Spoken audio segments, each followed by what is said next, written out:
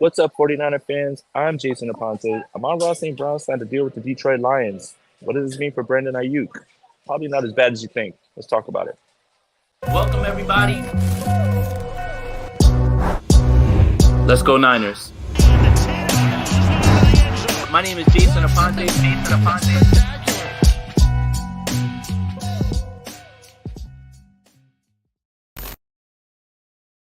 I'm Jason Aponte. Make sure you like this video, subscribe to the channel, hit that notification bell for when we go live. I am currently in Newark International Airport on the way to the NFL draft. Should be some fireworks apparently because there's always a chance that Brandon Aiyuk is going to be traded. And as I talked about yesterday, thank you, is anything is possible, right? Everything is, he could be traded, he can't be traded, or he'll be a 49er. Anything's possible, right? But today we get the news that Amon-Ra St. signs this massive deal, which this means, oh my goodness, Brandon Aiyuk is out of here. Like when you look at this number, and you think, oh, the 49ers can never match that. Well, I think it's very important to always wait for the contract structure. Always. As always, it's good to sit back, wait. And this is what the 49ers have been really good at in terms of structuring their contracts upfront, how much they get, backloading, all these things. I am not a contract guru, but I do not jump to conclusions when I see 77 million because 77 million guaranteed doesn't mean fully guaranteed. And there's been information now that Amon-Ra St. Brown's entire contract has been leaked. Doesn't mean that Brandon Aiyuk is going to want the same thing, and it doesn't mean that Brandon Aiyuk isn't going to get more. And I want to explain. So here's what it looks like. Shout out to David Lombardi for this. It says, it looks like a lot of people spoke way too soon about Amon-Ra St. Brown's new contract and how that might affect Brandon Aiyuk's deal. St. Brown's contract includes $35.2 million of fully guaranteed money, which ranks number 11 of wide receivers. That matters way more than APY. So, do the 49ers have to immediately go and match all that? Like, again, we have to make sure that we understand the structure of the contract, how it's brought in. 35.2 is upfront. The rest of the 77 has to be earned. And that's why we can't get too wrapped up in language. Because right off the rip, when you see 77 million, you sit there and you think, oh no, Brandon Aiyuk's going to want something similar to that. I told you that the market is not dictated by Devonta Smith. It's not. They're in the same tier, but it's not the same thing.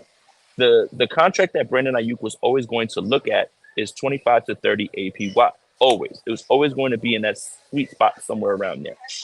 Devonta Smith getting 25 million doesn't mean that Brandon Aiyuk woke up and said, oh my God, agent, friend of John Lynch, agent. Now all of a sudden we can get 25 million. No, they already had their eyes on 25 million, right? Now, this doesn't move the needle in any way. The only thing that he really needs to look at now is that we found out today T. Higgins has actually requested a trade from Cincinnati.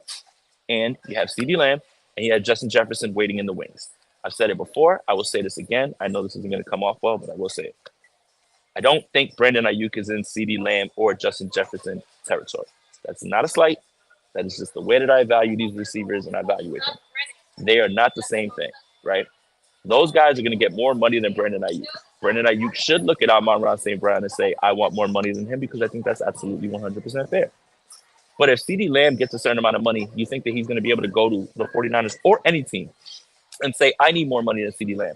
Or Justin Jefferson gets a certain amount of money. You think he's going to be able to go to any team and say, I want what Justin Jefferson got. No, Justin Jefferson is literally on a historic pace right now in terms of numbers his first 4 years. So it's a little bit different.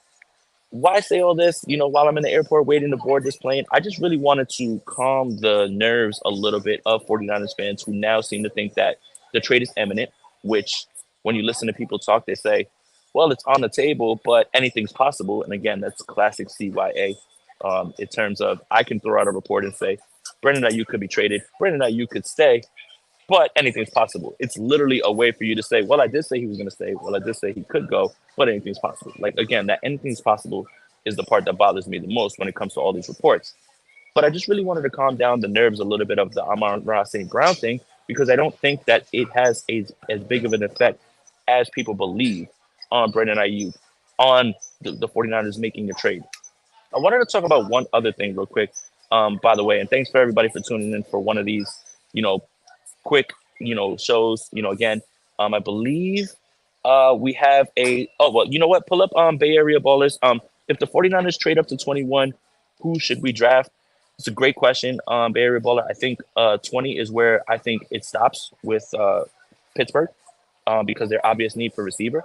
I wouldn't be looking at 21, but if they did, let's just say that 21 is there. I think at that point it's best player available. Someone threw a hypothetical at me if because Daniel Jeremiah said today, the Jags and the Colts are would be the two teams that he keeps coming back to. Brandon Ayuk. If they were to find a way to get themselves into like 13, then I think it's like Faltanu, and then you take Lad McConkey at 31 if you're able to keep both. That's the way you do that. At 21, at this point, I don't know if I necessarily love anybody in that range. I mean, you could have yourself somebody like Chad Robinson that feels like a little bit of I don't know why you would like give up Aiyuk for that. And then you think about the linemen that are going to be there. Well, when does the line run, the tackle run start? When does it start, right? Like, when do Fatanu and Fuaga and all these guys start to go and everybody gets a little trigger happy? So I would say easiest answer, and this is a complete cop out, Eric, man, it's good to see you, by the way, is best player available at 21. I just don't know how the board would be falling. If at 21 there was somebody that is like a can't miss, then I mean, not that anybody's a can't miss. I just don't know off the top of my head who that would be dictating off the board, basically. Let's see. Let's go to see. Don't ever believe outside reporters who don't work for the 49ers. Brian Thomas is a good answer, Kent. 100%. I thought it was over 70 million guaranteed. It's 70 million guaranteed over time. So it's 35 up front, and then he gets the guaranteed money with like roster bonuses, things like that. I know a lot of people have a problem with Mike Florio, but he did post the full. Jared Verse, yeah, that's a good one too, Eric. Mike Florio, I know we have a lot of problems with him, but he posted the full breakdown of the contract. Shout out to everybody in here. Make sure you guys like this video, subscribe to the channel, hit that notification bell. Tomorrow, going live from the media workroom in the NFL draft. I'm in the airport right now, getting ready to board my plane to Detroit. And please send food recs that are not like regular places. I knew that was going to go bad on Twitter, but people are sending me like Burger King or Little Caesars. Like, come on, guys. Everything is not like trolling all the time. I knew it was going to go bad, and I still hit send on it. So I did want to talk about this real quick. Slick says, yo, Jay, do you think the 49ers will pay Aiyuk that much? I think, again, it boils down to the way it's structured. I think him getting 72 million fully and what he's gotten, Amon-Ra St. Brown's got 35 fully, and he's got to earn the other 72, through the way the contract is structured. If they give him 72 up front, that's fine. I mean, I think they can do it. And I think, again, when you give the money up front, the way you structure it, obviously any sort of extension would actually give the 49ers cap relief now. And then you get into this place where the cap hit goes up and all those things, and then you can restructure all around it. So, yeah, I think 100%. But I wanted to talk about this, too, because now that the contract details are out, I think it's really important now to talk about. Now, I don't believe that Brandon Aiyuk is going to be traded, and I think a lot of people jump to that conclusion. But let's just say this. Let's just say that this deal was all guaranteed, 75, 77, whatever it was, right? Let's just say that. And the 49ers said no. Now, the 49ers have two choices. One, you find your compensation in this draft, and you hope that Trent Baalke gets the itchy trigger finger and he gives you 13. Or you hope that, the Steelers, try to really send up, because they did today actually clear up some cap space restructuring Alex Highsmith's deal. I'm sorry. But what if the 49ers said this? No, we got you on a 5th-year option. What are you going to do, sit the whole year out? Oh, and then we can franchise tag you next year. Like, what if the 49ers wanted to play it like that? What if the 49ers, who actually have all the leverage, because Brandon Aiyuk can't sit out a year, regardless. While I don't believe he play on a 5th-year option, I don't think he can sit out an entire year on a 5th-year option. I just don't think that's possible. I don't think that's possible. So the 49ers are actually in the spot where, while everyone was panicking, like, well, you got to move him now, do you? Do you? Because you still have him under the 5th-year option. And you can franchise tag him next year. So where is all this, you got to move him now? You got to move him now. So I think while we've heard whatever we've heard, oh, he's The Mets fan is saying that, he's requested a trade, this and this and this and this. I think realistically, they don't feel any sort of pressure because they still have everybody else. They still have all these options. They still have all the options. You have to play on the 5th year option. If not, we can franchise tag you. You're gonna sit out? Is that what you're gonna do? Probably not. Probably not. So in all of this haste to, I guess, jump to, obviously draft drama is huge. In all this haste to really like run to everything, I don't I don't see how that's possible. I really don't. Shout out to Joe, man. Thank you for that, man. And yeah, we got a good group here, man. We got a great group. And shout out to everybody that's in here. 10 minutes of me just, talking on my AirPods while I'm sitting at an airport bar while we get ready to board this plane so we can go to the draft. And Andrew's backstage, so sprint right option tomorrow. While we're doing it, I don't know if I can get a thumbs up or something like that. We'll do it from the media workroom. I'm just afraid that the 49ers are going to make me wait all night in the media workroom and then trade out at 31. I mean, that would be so 49ers. They really don't care about, our feelings or anything like that in any way. But yeah, who's the best fit for the 49ers at 31? Joe, so I've done a few mocks. Mocks are exactly that. Are we mocking the drafts or are the drafts mocking us? Because at times I've seen Kool-Aid McKinstry fall to 31. I smash that. Jordan Morgan sometimes. I take that. I take Lad McConkey. I take that. It's weird the way that these mock draft simulators work. That's what makes them so funny. Is everyone's like, oh, that'll never happen. I didn't do the full mock. I'm sitting at 31 waiting, and I see the player that's there. So I took who was available. So again, are we mocking the drafts or are the drafts mocking us? I think the more and more that you hear about what's going on with the team, you hear the two Mats, Barros and Aiyuk, talking wide receiver at 31. That's kind of interesting. I don't think they're throwing that out there for any reason. Peter Schrager has talked about McConkey at 31 as well too. You've got Mel Kiper talking about Roger Rosengarten at 31. Rosengarten at 31. There are many ways the 49ers can go, and I think why I'm bringing all this up is it illustrates how flexible the 49ers are right now and everything that they can do. And that's what's exciting about this. Stand pat, trade up, trade back. All these things are on the table because the 49ers do have needs, but they are in a position where at 31, they can do whatever they want because you can still address needs. And later on, again, so trading up in the first round, fine. It doesn't necessarily have to happen. I love it if you see something, right? And again, the 49ers have 10 draft picks. 10. They don't have 10 spots on the roster. They don't have 10 spots on the roster. So, like, accruing all these draft picks to go back and then, you're not going to have 10 more guys. I don't know if that really makes sense. But again, they know better than I do. But they're in a flexible position. They can do whatever they want at this point. So I don't really feel that there is a one. I guess what's the best way to put it is there's no one way to skin a cat, right? Like I think at this point, and thank you, Mr. 559. Definitely not panicking. It's not my money. I love that. I love that so much. I'm not paying Brandon Aiyuk that much. No, you're not. You're absolutely not. You're not paying Debo either. You're not paying Bosa. You're not paying any of them. Like, I understand if you're talking about from a roster building talk, that's fine. But a lot of people act like it's their money to give up. Trust me, man. If I could, I'd give Brandon Aiyuk the little money I have in my account if that'll help. Like an Anchorman. What does he say? If I give you some money out of my wallet, will that help ease the pain? Like, yes, we buy tickets. Yes, all those things. But the 49ers are a money-making machine.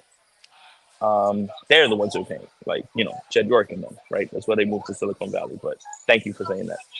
So, look, again, I think, I don't want to talk too long. I feel like I've covered all the points. I think realistically, when you look at what Amon-Ra St. got, if you were talking about upfront $77 million guaranteed, that might be more of an issue. But when you look at it, it's 35 and a half, and he has to attain the rest of that guaranteed money, then I think it puts the 49ers in a beautiful spot. Will Brandon Aiyuk accept the deal? I don't like that. I don't think so. But the 49ers can absolutely beat that. And this is why when you see initial numbers, when you see all of these things, it's no need to panic right away because you definitely want to see what the actual breakdown is. And Ken says we were just in the Super Bowl. Why not go for broke like the Rams did now? Just get a right tackle, cornerback, DT in the first 2 rounds. Kent, I like where you're going. The thing is this: everybody wants everybody wants something in the first round, but then the hit rate in the first round is 48%. That means less than 16 teams are going to get hit in the first round. So this goes back to my best player available for need conversation. Drafting a right tackle at 31 doesn't necessarily make him a stud,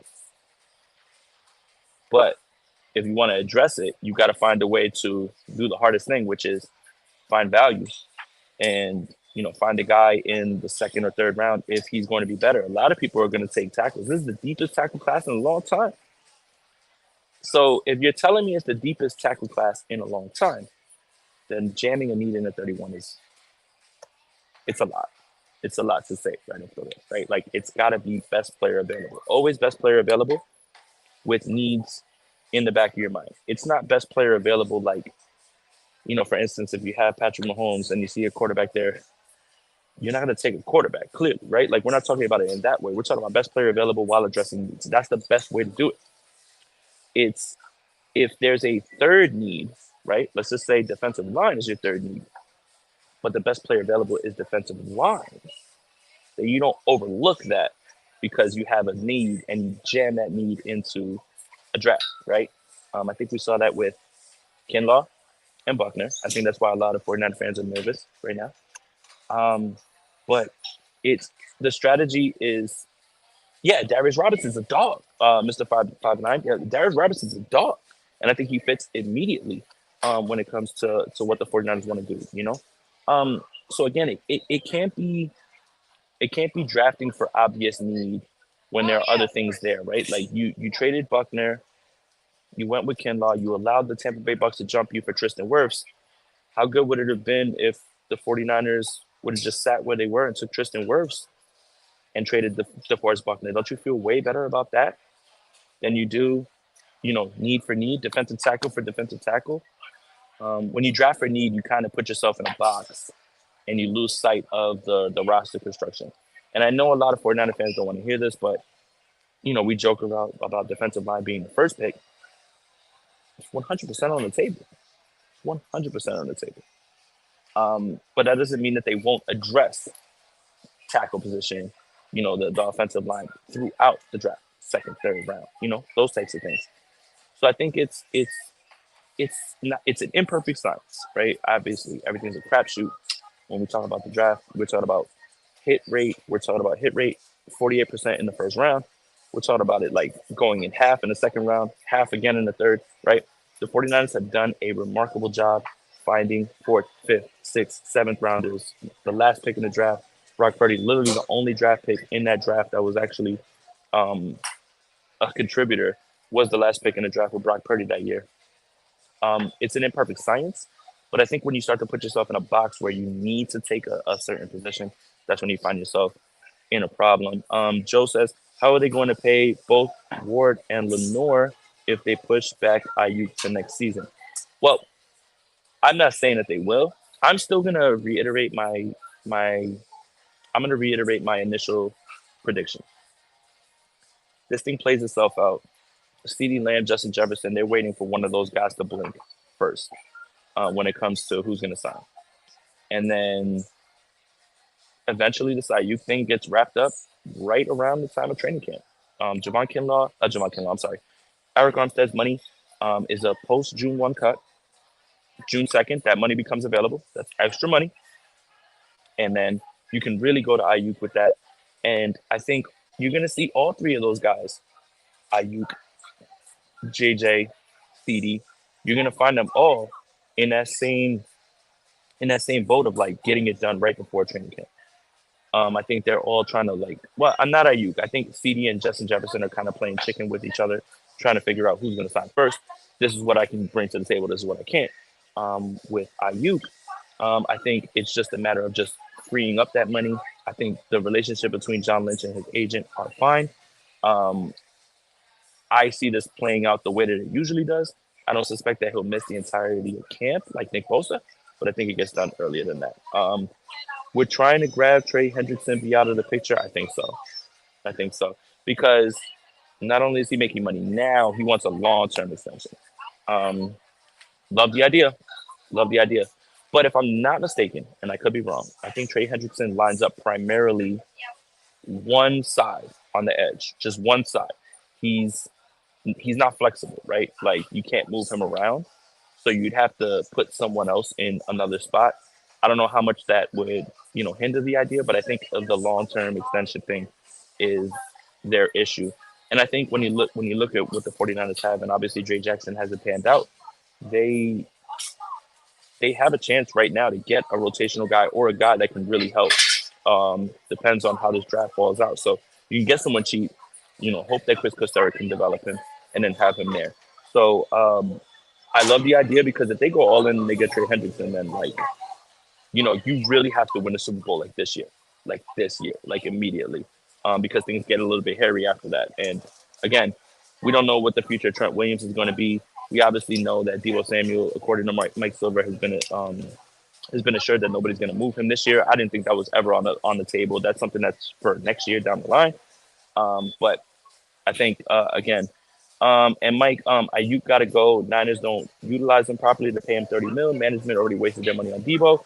Again, we have to look at how this contract's structured. I wouldn't say that. I would think that if you sign Aiyuk, then the 49ers could have this streaky strategy of drafting a wide receiver to run with Aiyuk, and then Deebo can go next year because his dead cap hit is only $6 million, depending on when he is moved. So if you're looking at something like, and I asked Matt Miller this, and guys, the video's on my channel if you want to see the conversation I had with Matt Miller. It's about 10 minutes. I asked him about all the scenarios, and I asked him about one scenario of the 49ers extending Brandon Aiyuk and drafting Jalen McMillan of Washington to run with him. And he said he loves that idea because he's take the top off of the receiver of the defense type guy, and he's a great running mate for Aiyuk. I saw a ridiculous tweet today that I responded to, and I think it was said something about Brandon Aiyuk being a system receiver. And I don't know where it came from. Obviously, we all have opinions, but I just think that's just a bad, opinions are wrong all the time, and that's just one of them. But I think Aiyuk is the guy on this team that can get himself open, and I think that's invaluable. System helps. Sometimes he runs those digs and those in-breaking routes that are schemed open by Cobb moving motion, all those things, and then he gets open. But if we're talking about just strictly in a phone booth against the cornerback, it's Brandon Aiyuk. It's every time I'm going to take Brandon Aiyuk with a shot to beat that.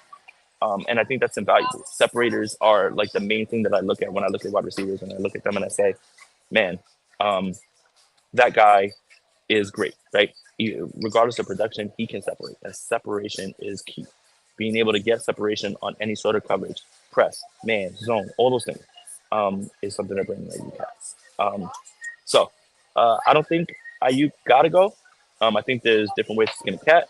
But I also think that if you are able to pair him with another separator, and McMillan showed a lot, and I just think that this year was hard for everybody to evaluate because he was injured at times.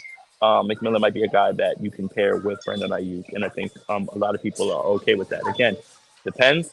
I don't know if the Pittsburgh Steelers are going to jump all over him if they don't get Brandon Aiyuk, which absolutely makes sense because they already have George Pickens. He could be a guy with him. But again, there's different ways to go about this. And no, I'm not talking about the bloodline 49ers also. So, hey, look, 24 minutes in, guys. Make sure you guys like this video, subscribe to the channel, hit that notification bell for when we go live. Sprint write-ups, and hopefully tomorrow from the media workroom. Thank you guys for tapping in. I'm probably going to get out of here now. If you guys have any other questions, hit me on Twitter, man, because I'm going to be sitting here at the bar for a little bit longer. But enjoy the rest of your night, guys. Chill out. I don't think Brandon Aiyuk's getting traded. Amon-Ra St. Brown's contract is not as bad as you think it is. But shout out to all you guys for tuning in. Talk to you soon. Welcome, everybody. Let's go Niners. My name is Jason Aponte.